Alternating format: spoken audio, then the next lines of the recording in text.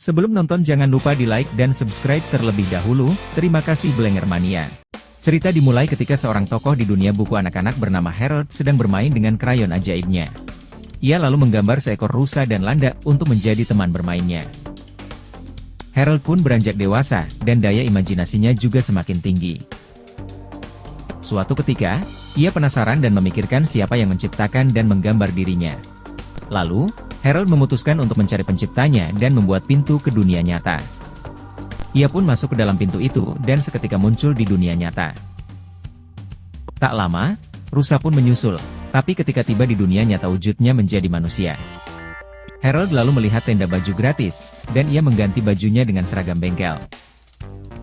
Rusa pun akhirnya bertemu Harold, dan mereka saling terkejut dengan penampilan mereka. Setiap Harold melihat orang tua, ia menganggap penciptanya dan ingin memeluknya, tapi langsung dipukul dengan tongkat. Lalu ia menggambar sepeda 2 pedal dengan krayonnya, dan seketika langsung menjadi nyata. Sementara, landak yang tertinggal karena pintu tertutup, akhirnya menyusul dan berubah menjadi wujud seorang wanita. Harold dan rusa bersepeda di tengah jalan, dan diteriaki oleh para pengendara mobil. Hingga akhirnya, sebuah mobil dari arah berlawanan menyerempet mereka hingga terpental. Ketika wanita yang menyerempet mereka hendak mengambil perban, ia melihat ban mobilnya pecah. Melihat itu, Harold menggambar sebuah ban dan menjadi nyata disaksikan oleh anak wanita itu. Lalu Harold bertanya pada anak itu, kalung apa yang ia pakai? Ia menjawab, itu adalah peluit untuk memanggil Carl, hewan imajinasi berwujud naga campuran. Lalu wanita itu memperkenalkan dirinya bernama Terry dan anaknya bernama Mel. Terry lalu menawarkan ingin mengantar mereka ke rumah ayahnya, tapi tidak ada petunjuk sama sekali. Mel menawarkan agar mereka menginap di rumahnya. Awalnya Terry tidak setuju, tapi akhirnya mengizinkan untuk 1 malam saja. Saat tiba, Terry langsung membawa mereka ke lantai 2 garasi yang penuh barang untuk tempat mereka tidur. Di sana, Harold menemukan tumpukan buku musik, dan langsung menebak Terry adalah seorang musisi. Malamnya, Mel menunjukkan gambar-gambar hewan imajinasinya, dan Harold sangat terkesan. Lalu Harold mengeluarkan krayon ajaibnya dan menggambar kupu-kupu yang menjadi hidup. Ia meminjamkan krayon itu pada Mel, dan ia menggambar seekor laba-laba terbang. Laba-laba terbang itu dengan ganasnya langsung melahap kupu-kupu Harold. Sementara, si landak yang masih belum menemukan Harold, terus mencari lewat benda-benda berwarna ungu. Ia menerobos masuk ke sebuah rumah dan ketahuan oleh pemilik rumah. Landak pun langsung kabur keluar lewat taman dengan melompati pagar. Besok paginya, Terry menemukan banyak tumpukan kue pai ungu, dan terlihat Harold, Mel dan rusa sedang sarapan di luar. Harold bahkan juga sudah mengecat rumah Terry dengan warna ungu. Tapi, Terry tetap meminta Harold dan rusa untuk meninggalkan rumahnya karena izinnya hanya semalam. Sebelum pergi, Harold mematahkan krayonnya menjadi 2 dan memberikan setengahnya kepada Mel. Mel yang seharusnya berangkat ke sekolah, malah berbalik dan ikut Harold. Ketika melihat tetangga Mel yang sudah tua, Harold kembali ingin memeluknya tapi malah dibanting. Di rumput, ia melihat koran dan iklan perpustakaan, tempat mencari tahu sesuatu. Mereka pun datang ke perpustakaan itu, dan sedang ada acara pembacaan cerita, karangan Gary kepala perpustakaan. Hanya ada ibu anak dan seorang lansia yang tertidur saat Gary membacakan ceritanya. Setelah Gary selesai membaca, Harold dan rusa langsung memperkenalkan diri. Kemudian, dengan terpaksa Gary mencoba membantu Harold lewat situs pencarian tanpa petunjuk sama sekali.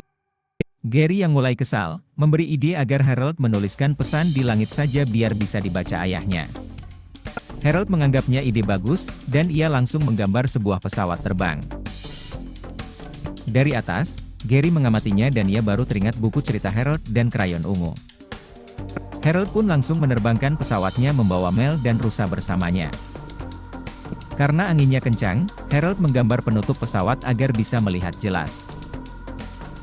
Harold mulai bermanuver di udara dan menuliskan pesan di langit dengan asap ungu.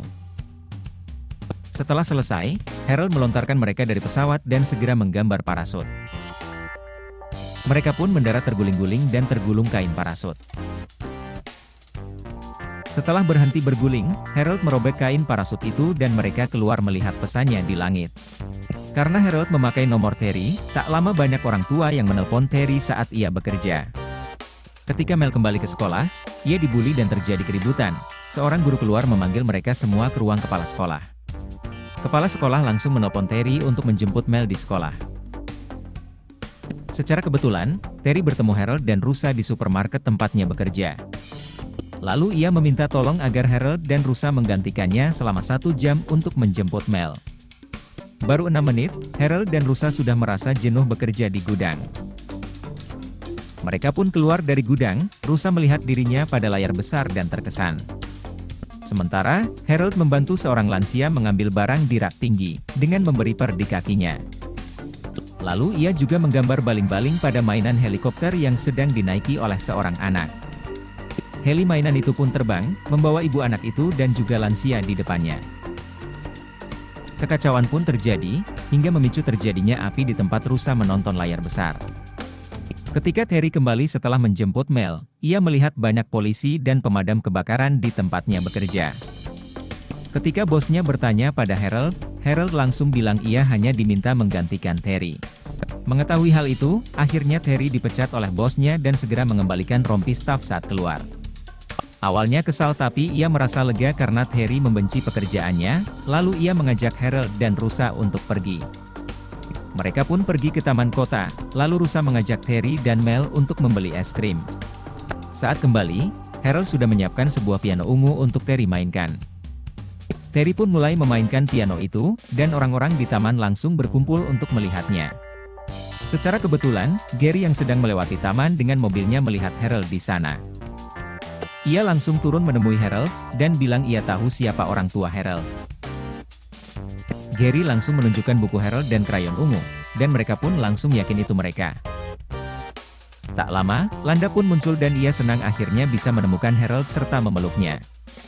Tapi tiba-tiba ada polisi yang langsung menyergapnya, dan Harold langsung bilang ia temannya. Ketiganya langsung ditangkap dan dimasukkan ke sel. Krayon Harold pun juga disita. Ketika ada tahanan lain yang masuk, Landa mengalihkan perhatian polisi dan Rusa menyelinap keluar. Ketika ada tahanan lain yang masuk, Landa mengalihkan perhatian polisi dan Rusa menyelinap keluar. Harold segera menggambar bola besi untuk menjebol tembok sel dan mereka segera kabur. Besoknya, Mel melihat Harold datang menjemputnya di sekolah, dan ia segera meminta izin ke toilet. Tapi Mel dihadang kembali oleh pembulinya dan ia dikunci di dalam ruang peralatan.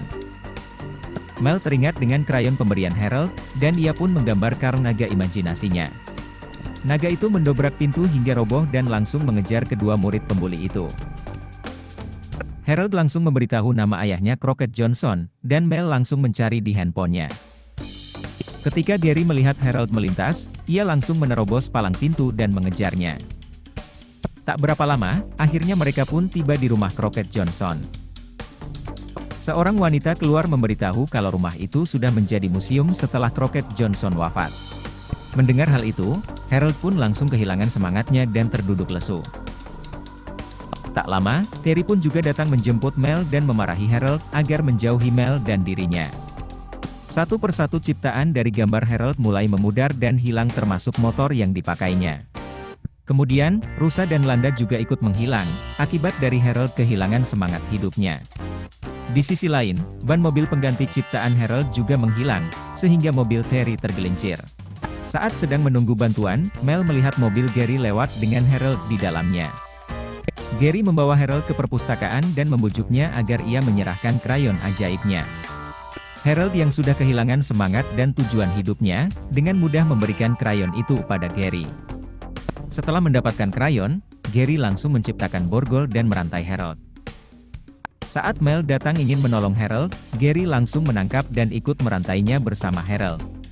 Kemudian Gary membuat lubang besar yang meruntuhkan tanah dan atap, lalu ia pergi. Ketika Harold sudah putus asa, Mel mengeluarkan setengah potongan krayon ajaib yang diberikan padanya. Harold pun bersemangat, setelah bebas ia menggambar balon udara untuk mengejar Gary dengan kereta kudanya. Dari atas, Harold menembakkan tali melintang yang membuat Gary terlempar dari kereta kudanya. Gary langsung berdiri dan bersiap untuk melakukan duel gambar dengan Harold. Harold membuat batang kayu, tepat sesaat Gary melempar kapak buatannya yang langsung menancap. Harold kembali bertahan dengan membuat kipas angin raksasa, untuk menahan langkah Gary yang maju menyerangnya. Karena putaran angin yang kencang, Gary pun akhirnya terlempar hingga jungkir balik ke belakang. Harold langsung menyergap Gary untuk merebut krayonnya, tapi Gary malah sengaja menelan krayon itu. Akibat menelan krayon, Gary malah bisa menggunakan kekuatan krayon langsung dengan tangannya. Ia langsung merubah dirinya menjadi tokoh cerita ciptaannya yang bernama Gagaror.